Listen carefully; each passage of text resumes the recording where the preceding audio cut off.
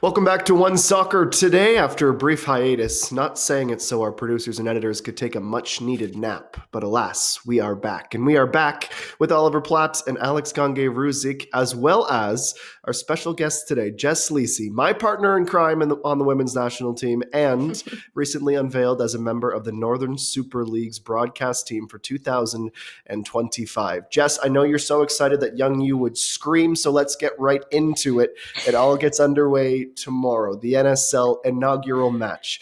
It is the Vancouver Rise hosting Calgary Wild at BC Place. With that said, Jess Lisi, as one of the analysts for this league, what is the one thing you will be watching for tomorrow? Well, thank you, by the way, for referencing my Instagram post. But you know what? I think that tomorrow is just a really historical day. The analyst in me wants to say we're going to focus on A, B, and C. But genuinely, I just think that it's an exciting time for Canadian soccer, for women in general. And I just think that tomorrow's a day of firsts. So, someone's going to be able to walk away with that stat and say, hey, I scored the first ever NSL goal, or I got the first ever yellow card, which both a flex, but in different ways. But I think that it's just overall really exciting, and I'm pumped to see it all play out. Alex, I presume you'll be at BC Place for this match. Correct me if I'm wrong. What are you looking forward to tomorrow? Yeah, no, it'll be exciting to be at BC Place. Just always special to see a new league, a new venture start. I think the big thing is just the level of play right away. Like you look across the league, there's a lot of quality, both in terms of domestic and international signings. That's one thing I kind of wonder when this league was launched. There's a chance to position themselves within the first 5 years as a top 10, top 15 league in the world if all goes right. And I want to see just what the standard looks like.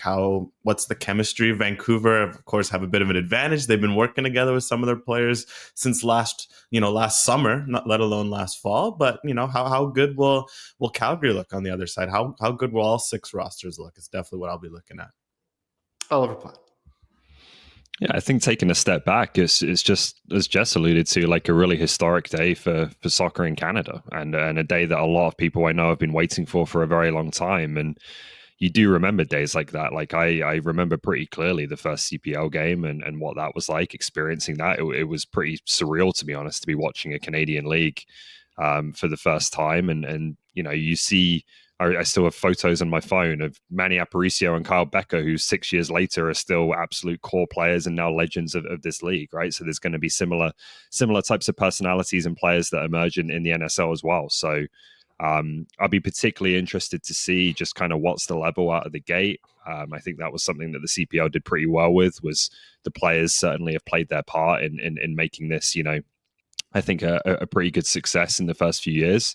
I think we have similar levels of untapped talent on the women's side as well. So I'm looking forward to that. But yeah, just something I think that'll be pretty cool to witness for the people who are there, and I'll be enjoying it at home.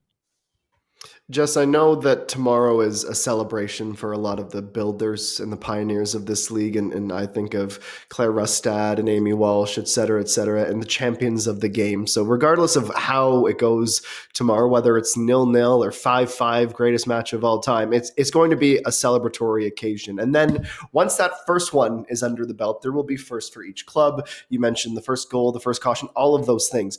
But when we zoom out and consider what 2025 means for this league, it's an important year to really lay the foundation, to set some standards, and to try to reinforce some beliefs and maybe prove some people wrong.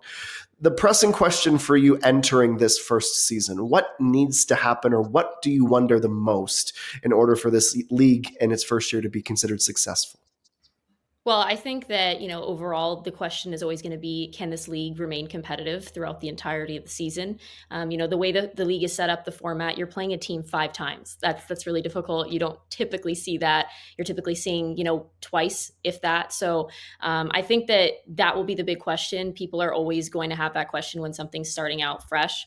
So yeah, that would be the biggest thing for me. Will this league be able to keep competitiveness? Will it be able to be intriguing throughout the entirety of the season? And, we don't want to see blowout games. You want to be able to see it flip-flop from each match. So that's the biggest thing, I think, for them. But again, the raw quality and the talent on each squad is definitely there. So it's just a matter of seeing it all come together. Ollie, for you? I think it's how quickly can they meet the expectations that they've set themselves, and they being Diana Matheson and the leaders of this league, to be one of the best women's football leagues in the wilds. And I think there's enormous potential here. It's just going to be how quickly does it really gain that momentum? Is it a hit out of the gates? Does it take some time? It sounds like we're going to see crowds of 10 to 15,000. It sounds like from what I've heard in both of the first two games in Vancouver and Toronto. So that's fantastic. How do you then sustain that down the line as the season goes on? The quality of the games, the quality of the broadcast product, the salaries they've obviously set a very good standards, facilities and conditions for the players, all of those things. Like, how do they compare to other leagues around the world that they want to measure themselves against? So I think that's going to be really interesting to find out. Not expecting obviously WSL and WSL levels right out of the gate, but after that, on that next rung of the ladder, can the Northern Super League put itself amongst those leagues? And I think it has the potential to do so. Alex. Yeah, I mean, I'll stick with competitive balance. I think one thing, looking on paper, there are a few teams that do look very good. AFC Toronto have done an incredible job. The Rise, they got a solid team. Even the Roses, I really liked. Halifax, Calgary, Ottawa. There's a lot of good coaches I've liked across the league, a lot of good talent. Some of the other teams might not have the same top end talent as the big three I've kind of mentioned. Over the course of the season, how will they, be able to keep up? And I'm very curious to see what the summer window looks like. I do wonder if there's a lot of players around the world kind of watch, okay, let's let this get a few months, and then, okay, I'm going to call my agent, get me there immediately. I need to be here. I know some teams have probably left their DP spots open with that in mind. I'm curious to see how that summer operates, because I feel like that could be a big indicator of how those first 3 months are going for all 6 of the teams.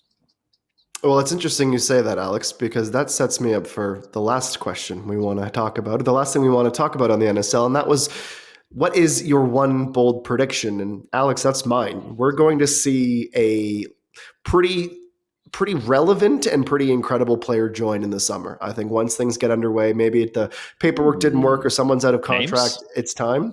I'm not ready to do that. Come on now. I don't want to stir the pot too much. Besides, I'm the host. I ask the questions. I don't always answer them unless I want to. But Jess Lisi is an analyst, so she has to answer. Ooh. What's your bold prediction for this year? All right, I'm going to go very specific here. I'm going to try to say the Golden Boot winner. I think it's going to be a really good competition. Yeah, I'm going big here. All right, I'm coming in hot. So I think that Jessica DiFilippo of Vancouver Rise is going to come in and really make a name for herself. She is somebody that, I've actually had the pleasure of playing with in the past when she was just up and coming, and she was fantastic back then. And I think that she's only grown since then. So I think that, she's my player. And I also think that she is going to be potentially, I'm going to say she's going to get called in to a camp this year for the women's national team. I think that she's going to get back on the radar. She is a youth player that's been through the program. So excited to see it. Excited to see her shine. Alex, names. you always I like shine. Names. See that, Jenkins? Yeah. Always got to one-up Adam. Also, it's good, Jess, you went with Vancouver. I mean, I agree. I think I've seen DiFilippo in person here a few times. Excellent. Ironic. I'm going to go with Toronto. The Vancouver guys turning the tables. I mentioned they got an incredible roster. Emma Reagan. I love that they brought in Victoria Pickett as experience. Maya Jones as a sneaky good signings. They're internationals. There's some fascinating ones. But keep an eye on Kaylee Hunter. She's someone who has come through the Vancouver system.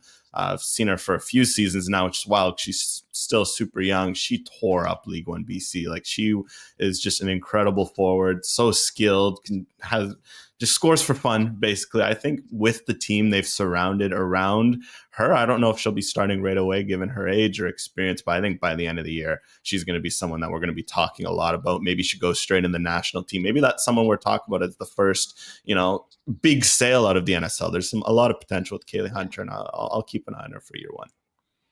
Ollie.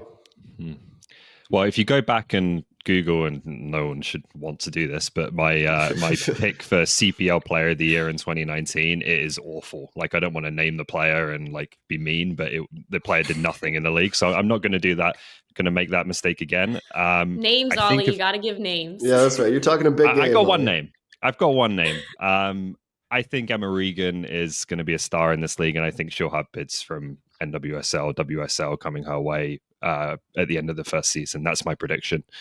That's a player that, obviously we all do know a little bit about, having seen with the national team. she's fitted in seamlessly alongside Jessie Fleming. She looks like she totally belongs at that level, and I think she is a fantastic signing for AFC Toronto, and will be drawing lots of attention before long when she gets this opportunity to play week in, week out in Canada with the attention and eyes on her. So I'll say Regan to attract some transfer interest. I think she's definitely a shout for MVP. Okay, Ollie, you want something spicy? I'll give you something spicy. You ready for this? Please. After graduating, finishing her exams, Jade Rose will come to end of the season, turn pro in the Northern Super League, and then take a big sell on somewhere else. I always have someone in mind. Jess Lisi, we appreciate you as always. You want to leave us with a prediction for tomorrow, or are you not quite ready to make that stand? I'm not taking that stance yet. Nope. Nice, she's smart. You might be new to the analyst game, but you're protecting yourself already. Well done. Enjoy tomorrow. We appreciate you joining us, and congratulations. We look forward to following you this year.